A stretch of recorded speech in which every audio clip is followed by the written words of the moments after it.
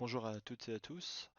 Dans cette vidéo, je souhaite tout simplement vous montrer comment on peut utiliser le format XML afin de réaliser le mécanisme de sérialisation, entre guillemets d'enregistrement, de l'ensemble des objets que vous pouvez manipuler dans vos projets et dans vos programmes.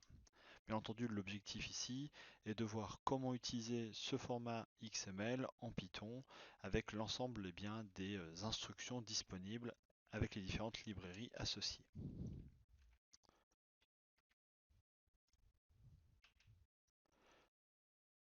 Le mécanisme de sérialisation est un mécanisme relativement simple qui permet de prendre une photo, un instantané de l'ensemble des objets qui sont présents dans votre projet pour pouvoir les enregistrer dans un fichier. Alors ce fichier peut être dans un format binaire ou dans un format textuel.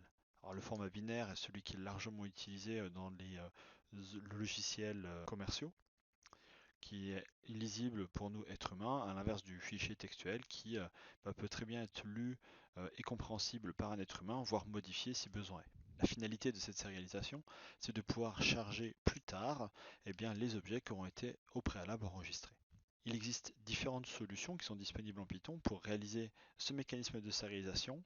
Je vous ai mis là un lien vers Open Classroom qui vous montre la méthode la plus simple pour faire ce mécanisme-là, qui est la méthode pickle et unpickle de la librairie Pickle. Elle permet très facilement de faire un enregistrer et charger des objets que vous désirez.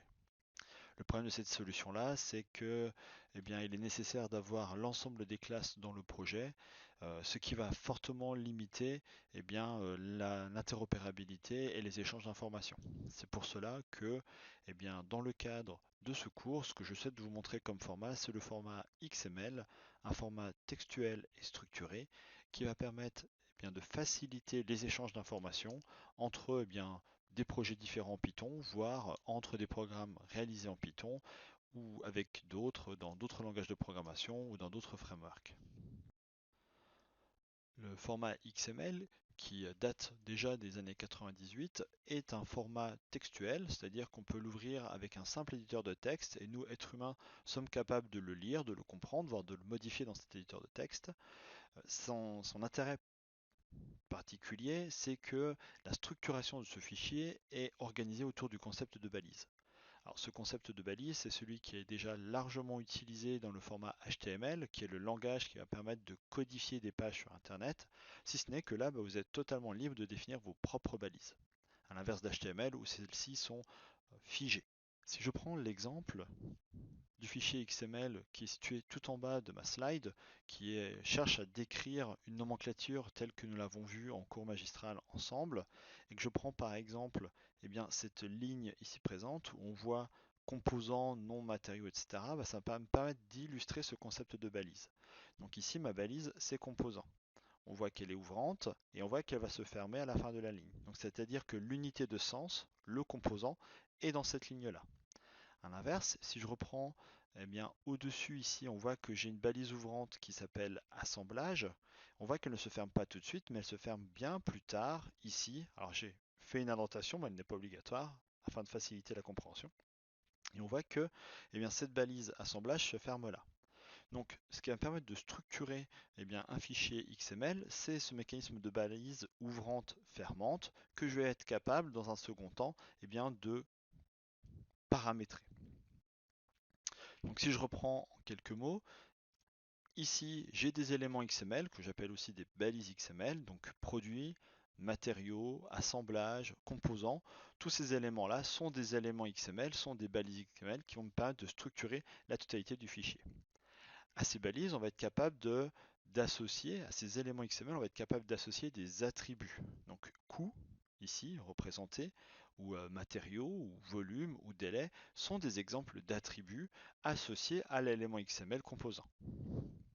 Bien entendu, à cet attribut, on va être capable de lui associer une valeur. Donc ici, c'est le cas, c'est 19,48. il est important de prendre en considération une chose, c'est que c'est un fichier textuel, donc à chaque fois, eh bien, les valeurs sont des chaînes de caractères. Il faudra y penser lorsqu'on va le traiter à l'intérieur de notre programme Python. Il faudra donc penser à l'ensemble des conversions de type afin de s'assurer que eh bien, les données attendues dans le programme eh bien, sont bien du type désiré et non pas une chaîne de caractères comme c'est le cas dans la codification XML. Un mécanisme qui est très important en XML, eh bien, c'est tout simplement le fait qu'un élément peut en contenir d'autres. Comme on l'a vu tout à l'heure, j'avais ici ma balise composant qui se décomposait sur une seule ligne, là où assemblage était ouvert dans un premier temps, puis refermé plus tard. Ce mécanisme de balise ouverte-fermée va me permettre de rentrer des éléments à l'intérieur. Ces éléments, on appelle ça des enfants. Et avec ce simple mécanisme du fait de dire qu'une balise contient d'autres balises, on va être capable de structurer une arborescence. Et XML n'est rien de plus qu'une énorme arborescence avec des éléments qui contiennent d'autres éléments qui contiennent d'autres éléments. Ces éléments pouvant être précisés par des attributs et leurs valeurs comme je vous les ai expliqué il y a quelques secondes. Donc ces trois éléments, une fois que vous les maîtrisez, vous êtes capable de lire ou de créer vos propres fichiers en XML. Donc afin d'illustrer le fait que XML est bien un fichier textuel, vous pouvez remarquer ici que j'ai pris le bloc-notes et j'ai chargé mon fichier XML qui s'appelle nomenclature. Alors c'est un fichier texte, l'indentation ici c'est moi qui l'ai précisé, elle n'est pas obligatoire. Et étant donné que c'est un fichier texte, je peux très bien m'amuser à changer les valeurs sans aucune difficulté. Je peux aussi également à la main, alors l'intérêt peut être limité, mais je peux très bien rajouter à la main des nouveaux composants ou rajouter de nouveaux assemblages ou de nouveaux matériaux. Donc ça c'est aussi tout l'intérêt d'XML, c'est-à-dire que je peux très bien mettre en place des données qui seront utilisées plus tard par mon application ou d'autres applications dans un format qui est structuré et facile d'accès, facile à modifier, facile à lire. Élément intéressant, c'est si vous prenez n'importe lequel des explorateurs Internet, on va pouvoir naviguer dans ce format XML et justement jouer sur le mécanisme de balise ouvrante et fermante pour voir quels sont les enfants d'un élément donné. Donc on peut remarquer ici que ma balise produit est bien le tronc de l'arborescence. Ici je l'ai chargé dans Internet Explorer. Oui, oui, ça existe encore Internet Explorer. Et donc ça marche très bien sur Firefox, Mozilla, etc. Et donc là, si je prends ma balise produit et que je clique ici, je l'ouvre et je vois que j'ai deux autres balises qui sont contenues dans la balise produit. La première, c'est matériaux, la balise matériaux, et la seconde, c'est la balise assemblage, qui a comme attribut nom et la valeur, cet élément-là. Si j'ouvre maintenant ma balise matériaux, alors si je regarde par rapport au tronc, il est en position 0, et si je l'ouvre à son tour, je vais voir un ensemble d'autres éléments qui seront contenus à l'intérieur. Donc à l'intérieur de la balise matériaux avec un X, je me retrouve avec une, 2, 3, 4 balises matériaux sans X, donc éléments XML matériaux, qui contiennent d'autres attributs et valeurs associées. Si je regarde maintenant l'assemblage, l'assemblage ici, j'ai la totalité de la décomposition de la nomenclature de l'assemblage que je veux représenter. Donc c'est un simple bloc de porte puisque j'avais besoin de trouver des données chiffrées pour le reste de la démo. Donc là aussi, je peux jouer sur le mécanisme d'ouverture-fermeture de balises pour voir quels sont les éléments XML inclus ou enfants, puisqu'on appellera souvent ça les children lorsqu'on manipule ces structures XML en Python. Et donc là, je peux voir que les enfants qui sont situés en dessous de cette balise assemblage sont les suivants. Que vaut XML? Quel est l'intérêt de ce format-là par rapport à l'ensemble des autres solutions disponibles sur le marché pour pouvoir enregistrer des informations que nous avons codées, des objets que nous avons pu créer dans notre application? Le principal intérêt et avantage, c'est son côté générique qui va faciliter et favoriser l'interopérabilité, c'est-à-dire les échanges de données entre d'un côté des programmes codés dans différents langages, voire dans des systèmes d'exploitation différents ou des frameworks, des plateformes différentes. Il est indépendant et ouvert, ce qui fait qu'il est largement utilisé. Il est lisible, facile à comprendre pour un être humain et également facile à modifier, c'est-à-dire qu'on peut très bien rentrer dans un fichier XML, rajouter des éléments. Là, je peux très bien rajouter un composant à la main directement. Et il est strict, ça veut dire qu'on est capable de mettre en place une grammaire afin de s'assurer de la validité des données qui sont saisies dans cette structure XML. On n'en parlera pas plus en détail ensemble, mais voilà, c'est un des éléments qui est très intéressant.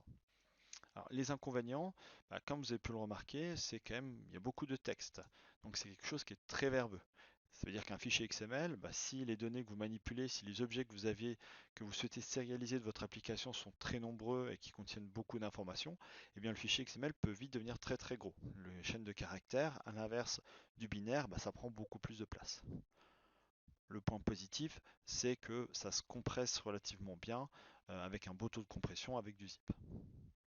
Le second inconvénient, c'est qu'on a toujours un mécanisme dit de parsing, les traitements obligatoires, qui vont me permettre de passer du monde des objets vers le format XML lorsque je suis en train d'enregistrer, ou dans l'autre sens, lorsque je suis en train de charger des informations, j'ai aussi un parsing qui va me permettre de passer du format XML pour revenir dans mon format objet. Et donc c'est là justement où vous allez intervenir pour définir vous-même quelles sont les informations que vous voulez enregistrer de votre programme et sous quelle forme vous voulez et comment vous voulez faire ce traitement et ce parsing. Si maintenant je vais utiliser XML en Python, alors, il existe plusieurs librairies qui sont disponibles, qui vous permettent très bien de manipuler le format XML de façon plus ou moins simple. Celle que je vous conseille, celle plutôt que nous allons voir ensemble dans le cadre de cette ED, c'est la librairie Elementary, donc E3, qui est très simple d'utilisation et c'est celle qui est disponible nativement en Python. Il y a d'autres librairies qui existent qui sont plus rapides, plus puissantes, mais qui ne sont pas tout aussi accessibles que celle-ci. Donc vous retrouverez la documentation en suivant le lien que je vous ai mis sur cette diapo si vous voulez rentrer un peu plus dans le détail. Elle n'est pas très compliquée à comprendre et donc je pense que rien que les 2 ou 3 diapos qui vont arriver par la suite sont suffisantes pour comprendre les éléments clés de cette librairie.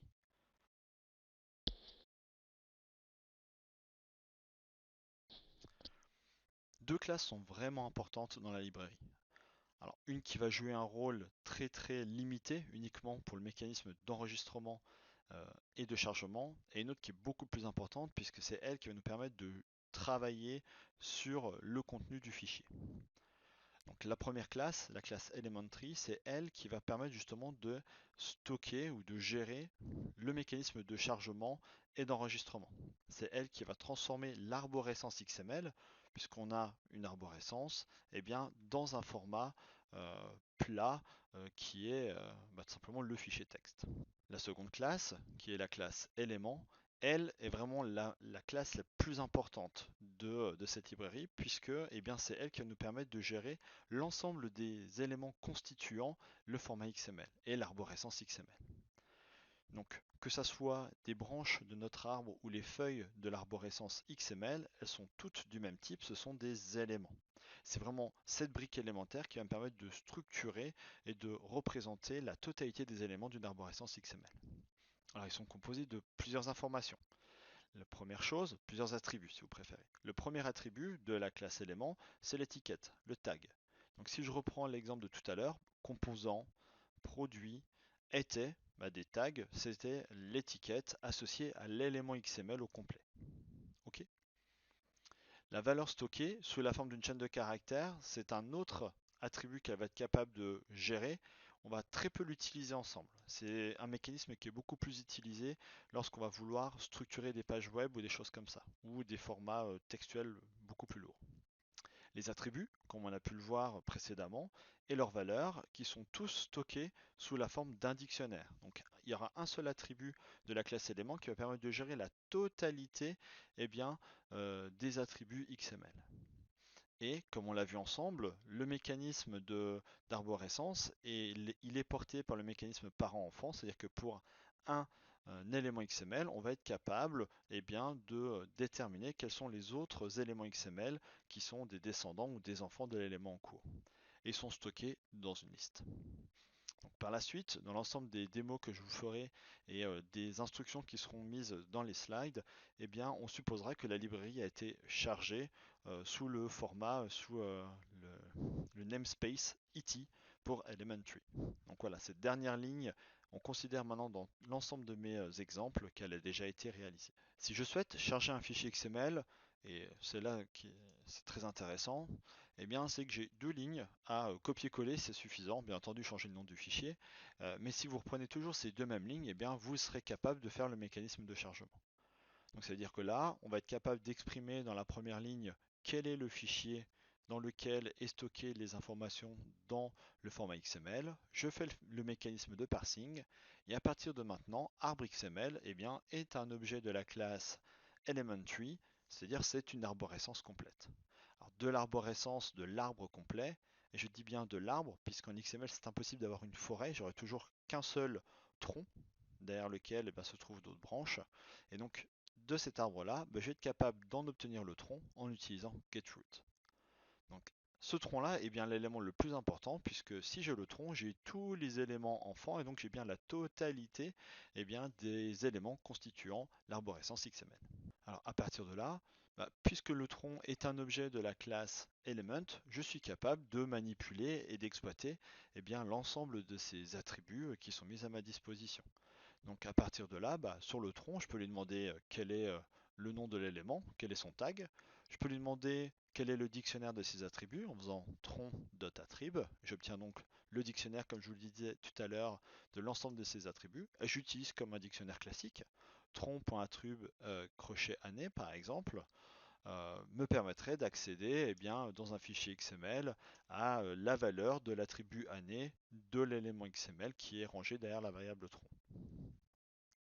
Alors, élément important également, c'est que on va être capable d'accéder aux enfants d'un élément XML de façon très simple, puisque les objets de la classe élément sont itérables. C'est-à-dire que je peux très bien les insérer et les intégrer dans une boucle, et automatiquement, je vais faire des itérations sur l'ensemble de ces enfants. Donc si je regarde la structure ici présentée, donc for enfant intron, print enfant.tag enfant.attrib, et bien ce que je vais avoir ici, c'est simplement l'ensemble des enfants du tronc pour lesquels je vais afficher le tag et l'attribut. Je montrerai tout ça bien entendu sur une petite démo tout à l'heure. Si maintenant je veux effectuer une recherche et je veux me promener dans l'arborescence XML, naviguer à l'intérieur de mon arbre XML, j'ai pour cela trois méthodes finalement. La première, c'est celle qu'on a vue tout à l'heure, à savoir, si je reviens à la slide précédente, utilisant le comportement itérable d'un élément XML. Donc ça veut dire que ici, si je les intègre dans une boucle, je peux voir l'ensemble des enfants. Si je veux exprimer un critère, je suis tout à fait capable de le faire en utilisant les méthodes iter et findAll. Ce critère me permettra de dire parmi l'ensemble des éléments enfants, je veux sélectionner que ceux qui ont comme tag telle valeur. D'accord? Alors la différence forte qui existe entre iter et findAll, c'est que iter est une méthode récursive. Ça veut dire qu'elle va bien rechercher sur la totalité des enfants, les arrière-petits-enfants, arrière-arrière-arrière-petits-enfants d'un élément XML. Donc c'est une fonction récursive qui va rechercher sur tous les éléments en dessous de l'élément que vous êtes en train de traiter. A l'inverse, findAll, elle va se focaliser exclusivement aux enfants directs, aux descendants directs de l'élément XML sur lequel vous êtes en train de travailler. Donc si je regarde ici, si je fais tron.iter composant, ce tron.iter, je suis en train d'avoir le tronc de l'arborescence XML, et en faisant iter, j'ai bien accédé à la totalité des composants, quel que soit l'assemblage qui m'intéresse. Je vais avoir la totalité des composants qui sont à l'intérieur de mon fichier XML. A l'inverse, si je regarde le code de la deuxième boucle ici, for pièce in tron crochet 1.findAll composant, je suis en train de rechercher uniquement les descendants directs qui ont comme tag composant du deuxième élément à partir du tronc.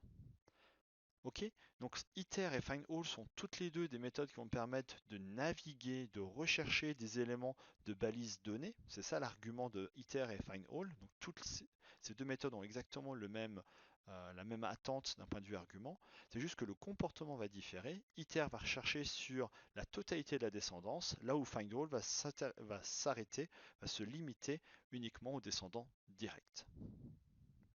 On peut voir ça, finalement, le find all, c'est exactement le même comportement qu'on a pu voir tout à l'heure, avec un critère en plus, une contrainte sur le nom de l'élément XML. Alors bien entendu, il existe une façon beaucoup plus puissante de pouvoir faire des requêtes dans un fichier XML en utilisant le langage XPath, mais ce n'est pas du tout au programme et j'en parlerai pas du tout dans cette présentation-là. En Python maintenant, sous Spider ici à l'écran, eh bien j'ai déjà dans un premier temps mis deux lignes de code. La première est là pour tout simplement charger la librairie Elementary. Comme expliqué dans les slides en PowerPoint, je l'ai rangé sous l'acronyme IT. Et ici, c'est simplement le chemin d'accès de mon fichier. Si je veux charger ce fichier, comme on l'a vu tout à l'heure dans les diapos, j'ai deux lignes d'instructions. Donc là, j'ai pris ces deux lignes qui sont celles qui sont dans le support et je vais pouvoir les utiliser. Donc on se rappelle, celles-ci ne sont uniquement là que pour faire le chargement du fichier XML. Alors, si j'exécute ceci, voilà, j'ai pas eu de message d'erreur. Si je regarde, ce qui m'intéresse le plus ici, c'est la variable tron, puisque c'est elle qui est censée contenir eh bien, l'élément qui contient tous les autres, l'élément XML qui contient tous les autres. Donc si je fais tron, on se rend compte, donc là on voit bien apparaître le REPR de la classe Elementary, et donc on voit que eh bien, ce tron est un élément XML qui a comme tag produit, et bon ça après c'est son adresse mémoire. Donc on voit bien qu'on a ici eu accès au produit. C'est-à-dire que je peux également aller rechercher, par exemple, le premier enfant du tronc. Et je me retrouve bien avec eh bien, ma balise matériaux au pluriel qu'on a pu voir tout à l'heure dans ma démonstration. Donc si j'ouvre à nouveau, donc ici j'ai bien produit, donc c'est lui le tronc, donc c'est lui le tronc. Là, tronc crochet 0, c'est matériaux avec un X. Et si par exemple je veux aller chercher l'acier, eh bien ça sera celui de position 1 de matériaux avec un X. Donc si je retourne sur Spider, eh bien, je vais faire tronc, crochet 0, crochet 1. Alors sans ce caractère bizarre, je vais bien obtenir un matériau sans X cette fois-ci, un matériau particulier. Si je veux vérifier eh bien, quel est le nom de ce matériau, ben, je vais pouvoir de la même façon que je vous l'ai illustré tout à l'heure, ben, aller regarder ses attributs et plus particulièrement quel est le nom de ce matériau. Et on voit que c'est bien de l'acier. Je peux aller chercher le tag, mais le tag ici n'a pas d'importance puisqu'on le connaît déjà, c'est un matériau. Et je peux par exemple aller chercher l'attribut sur la masse volumique.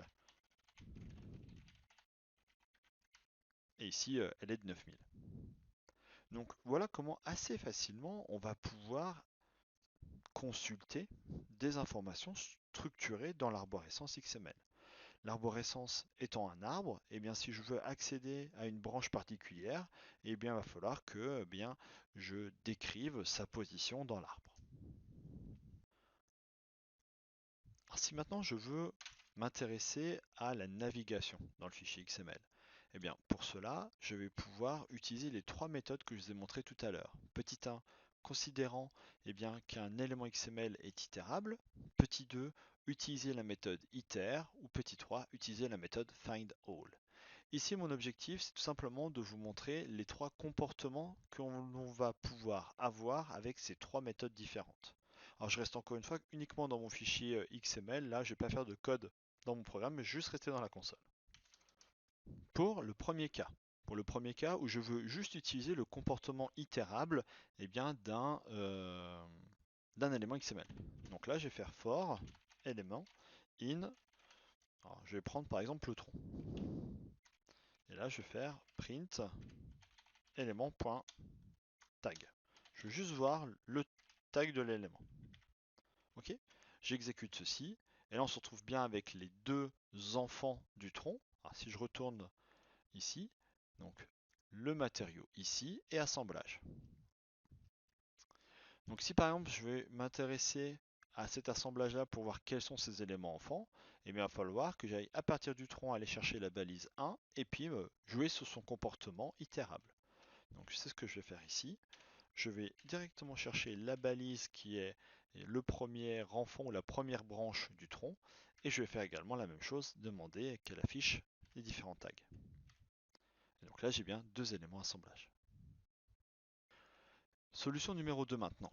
Je veux maintenant rajouter des contraintes. Si je reprends le cas tout à l'heure, euh, ici présent, voilà, j'obtenais à la fois des matériaux et des assemblages. Si par exemple ce qui m'intéressait c'était uniquement les assemblages qui constituent mon produit, eh bien je peux faire tronc.iter assemblage. Là, je suis en train de dire qu'à partir du tronc, ce qui m'intéresse, c'est uniquement bien, les balises qui ont comme nom assemblage. Et ici, au lieu d'afficher le tag, puisque là, il va juste à chaque fois m'afficher assemblage, assemblage, eh bien, je vais aller chercher plutôt dans ces attributs, donc attrib, j'aimerais bien savoir quel est le nom bien, de cet assemblage. Et j'exécute. Je me retrouve ici, avec ce résultat-là, à avoir 5 éléments. Alors, si on regarde notre fichier XML, je suis parti de tronc crochet 1, donc cet élément-là, et ce que je viens d'obtenir, c'est non pas 2 solutions, mais 5. Pourquoi? Parce que tout simplement, encore une fois, la méthode iter est récursive. Ça veut dire qu'elle est regarder celle-ci, puis les enfants de celle-ci, puis les enfants de celle-ci, et à chaque fois qu'elle a trouvé une balise assemblage, elle l'a bien rajouté à son itérable qu'elle a par la suite navigué avec le for, dans laquelle il a navigué avec le for. Ok?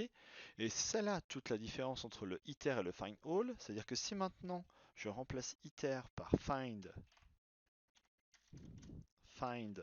all, et bien là cette fois-ci, je n'aurai plus qu'un seul élément qui est blockport, puisque à partir du tronc, et bien j'ai qu'un seul parmi le tronc, j'ai bien qu'un seul assemblage, et c'est bien le blockport 730 droit. Ok? Donc voilà les trois méthodes avec lesquelles on va pouvoir naviguer, se promener dans l'arborescence. Alors bien entendu, puisqu'une arborescence est une structure récursive, on peut également mettre en place une structure récursive, une fonction récursive pour se promener à l'intérieur de cette arborescence XML. C'est une solution tout à fait intéressante et convenable. Tout va dépendre encore une fois de la complexité de votre arbre XML et de la complexité des données que vous avez structurées à l'intérieur. Si maintenant, ce que je souhaite, c'est non plus lire, mais écrire et modifier des éléments en XML. Alors, pour cela, je vais pouvoir manipuler bien, les attributs de mes objets de la classe Element de la librairie Elementary. Alors, si je souhaite, par exemple, modifier des attributs, je peux directement modifier la valeur.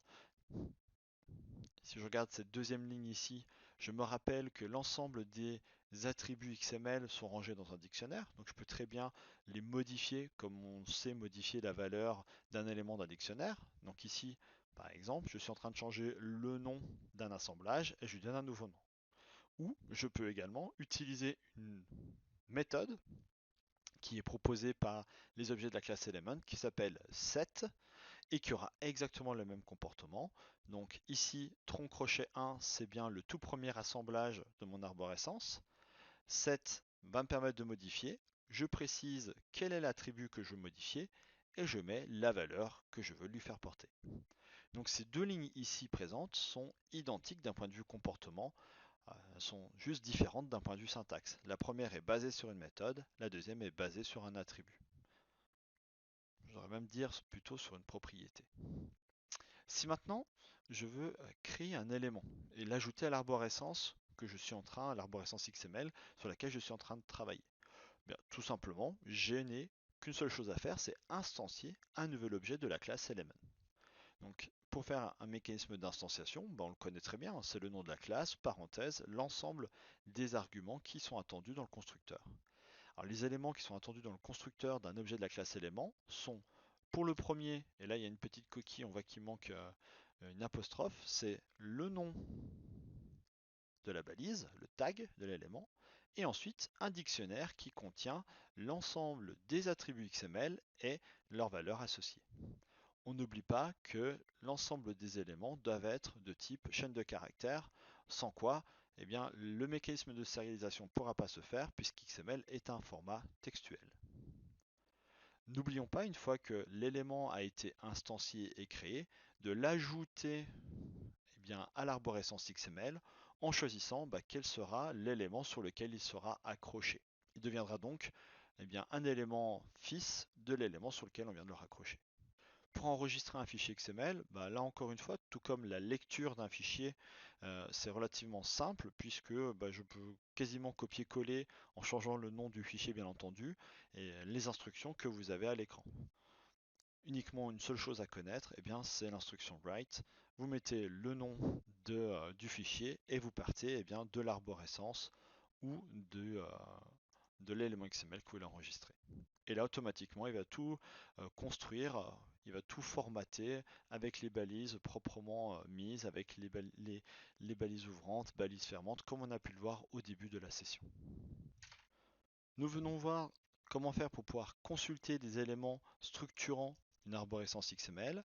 Ce que je vous propose maintenant, c'est de voir ensemble comment faire pour modifier certains attributs d'un élément XML, voire ajouter un élément à une structure ou en supprimer un. Donc, dans un premier temps, si je souhaite modifier la valeur d'un attribut d'un élément, donc par exemple si je reprends ici la structure sur laquelle nous avons travaillé tout à l'heure, si je changeais la masse volumique du premier matériau, donc pour le faire passer à 1650 par exemple, je vais rechercher dans le tronc la première balise qui est celle des matériaux au pluriel, puis le premier élément qui sera le premier matériau à notre disposition, attrib. Je n'oublie pas que c'est un dictionnaire et je mets le crochet. C'est la masse volumique qui m'intéresse et je vais mettre la valeur de 1650. On remarque tout de suite ici que j'ai bien typé la valeur non pas en entier mais en chaîne de caractères puisque XML est un format textuel structuré, donc les données contenues doivent être de type string. Alors ça, c'est en utilisant ici le fait que les attributs sont rangés dans un dictionnaire. Si je préfère utiliser la méthode set, par exemple pour changer le nom du matériau, donc set, nom, virgule, la nouvelle valeur. Voilà, alors le nom par exemple, je vais dire que c'est de la fonte, alors c'est clairement pas la masse volumique de la fonte, mais bon. Voilà, ça y est, je viens de modifier de deux façons différentes, deux attributs du même matériau. Alors, si je veux continuer, par exemple si je veux rajouter, si je retourne ici dans ce schéma-là, on remarque que si je veux par exemple rajouter dans l'assemblage un nouveau composant, donc assemblage, il est bien de position 1 par rapport au tronc, et par exemple dans le bloc porte, directement dans le bloc porte ici présent, je veux rajouter un composant, je vais pouvoir le faire, donc tronc crochet 1, donc ça c'est bien, si je fais tronc crochet 1, je retombe bien ici dans cet assemblage-là. Et si je veux rajouter un élément, il va falloir que je l'instancie au préalable. Donc on met ça au chaud et on va faire un nouvel élément, un nouveau composant. Nouveau composant. C'est donc, et comme on est dans une structure et une arborescence XML, il va me falloir instancier un élément XML.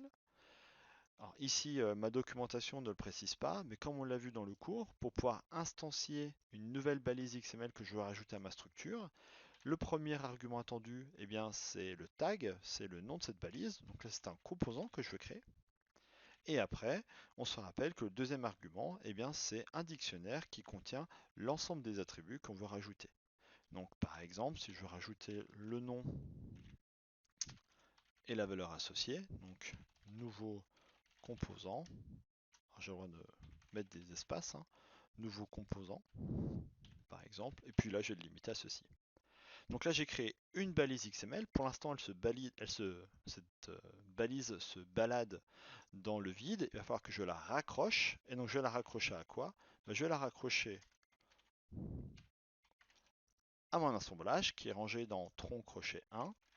Et avec la méthode append, comme une liste, je vais pouvoir rajouter ce nouvel élément, ce nouveau composant, comme le nouvel enfant du tronc crochet 1.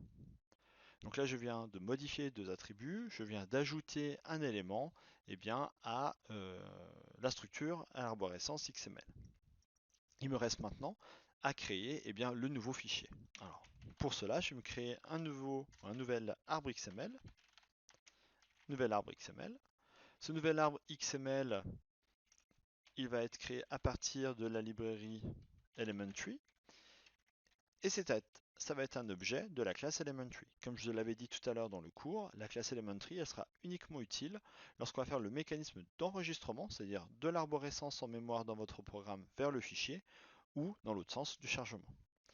Et l'argument qui est attendu dans le constructeur d'Elementary, eh bien c'est le tronc. Voilà, ça y est, mon nouvel arbre XML est prêt. Il me reste maintenant à effectuer eh bien l'enregistrement. Donc nouvel arbre XML.write et je mets le nom du fichier. Donc par exemple, je vais l'appeler coucou.xml. Ici, j'ai pas eu de message d'erreur, donc tout semble s'être bien passé.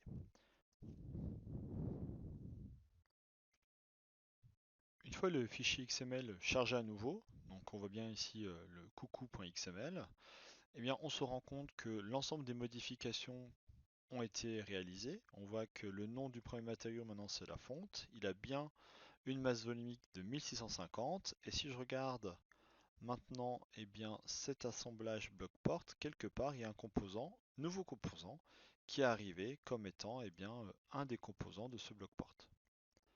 Donc l'ensemble des modifications que nous avons pu réaliser, que ce soit modification d'attributs ou ajout d'éléments, sont fonctionnels. Cette vidéo est terminée. Le but maintenant pour vous, une fois que vous avez bien compris l'ensemble des éléments que j'ai exposés et montrés par les exemples, eh bien c'est de réaliser l'exercice qui vous est demandé dans le D numéro 7. On se retrouve dans une prochaine vidéo qui se focalisera sur la conception d'interfaces en Python. Bon travail!